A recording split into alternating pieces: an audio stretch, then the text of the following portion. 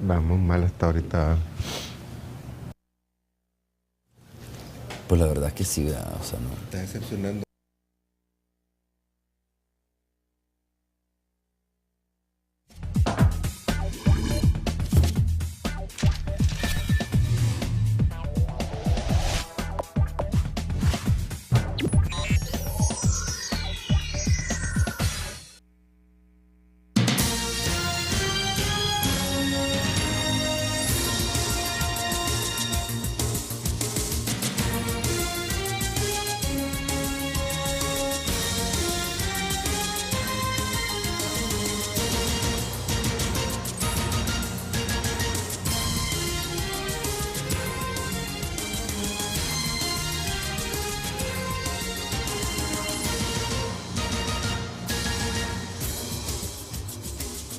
Bueno, bienvenidos, gracias por estar con nosotros. Hoy es jueves 18 de febrero del año 2010. Gracias por estar esta mañana aquí en Primera Entrevista. El plan quinquenal que ha comenzado a consultar el gobierno de nuestro país. Vamos a tratar de conocer las expectativas, ¿no? Sobre todo, no podemos hablar todavía del plan quinquenal como tal porque de repente todavía no se tiene mucha información, pero quizás podemos hablar sobre qué debería de incluir este plan quinquenal, qué ejes, qué aspectos fundamentales deberían de estar contemplados en el mismo.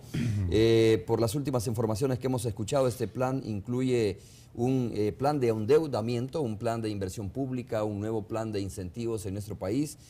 Hay cosas que ya se están ejecutando según el gobierno y que forman parte de este plan quinquenal, como es la entrega de uniformes, el sistema de protección universal, entre otras cosas, pero también hay cuestiones que todavía no están muy claras. Si este plan va a incluir, por ejemplo, un pacto fiscal. Bueno, se ha dicho que sí incluye un pacto fiscal, pero que además no se conoce mucho al detalle si esto significaría, por ejemplo, un incremento al IVA, si significaría, por ejemplo, un incremento a la renta de nuestro país. Así es que vamos a hablar de eso esta mañana. Las prioridades del plan son la inversión social, la protección social universal, el sistema único de salud, la infraestructura rural, como se ha dicho, y políticas sociales y sectoriales de nuestro país. Roberto Rubio está con nosotros esta mañana, presidente de la Fundación Nacional para el Desarrollo Económico de nuestro país. Roberto, muchas gracias. Buenos días, Romeo. Gracias por invitarme. Y está Ricardo Perdomo, analista económico de nuestro país. Ricardo, catedrático también. Muchas gracias, exministro también. Muchas gracias por estar con nosotros. Muchas gracias, Ricardo, Romeo. con nosotros esta mañana. Aquí un saludo a Roberto y un saludo a la amable teleaudiencia.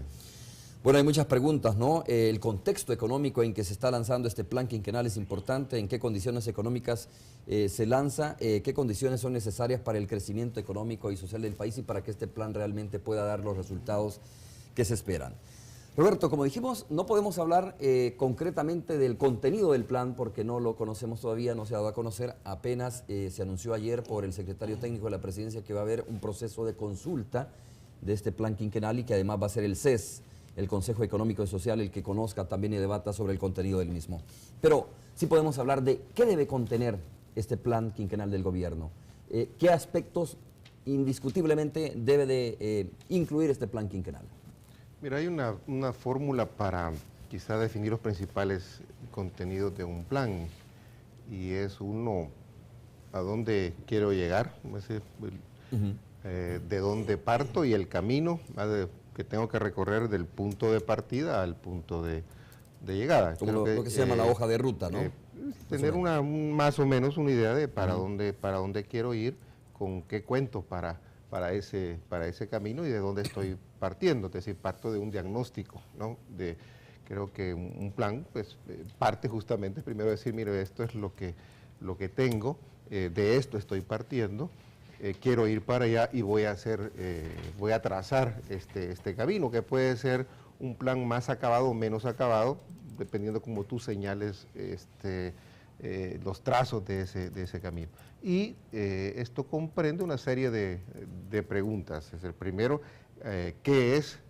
¿Cuál es el contenido? ¿Cuáles son las apuestas productivas? ¿Cuáles son las apuestas institucionales? ¿Cuáles son las transformaciones principales, ¿no? que yo quiero hacer? ¿Cuáles son los objetivos, las metas? O sea, el qué, ¿no? Después viene la pregunta que es justamente la que adolece en muchos planes, es el cómo. Es decir, yo con qué instrumentos, con qué instituciones, con qué mecanismos cómo voy yo a hacer eso, cumplir esos objetivos, porque tú puedes tener planes que tienen los mismos objetivos, pero el cómo puede hacer mucho la diferencia. Es importante saber también el cuánto me cuesta. Por lo que hemos oído, parece que el plan trae estimaciones de con cuánto se tienen que hacer determinadas cosas.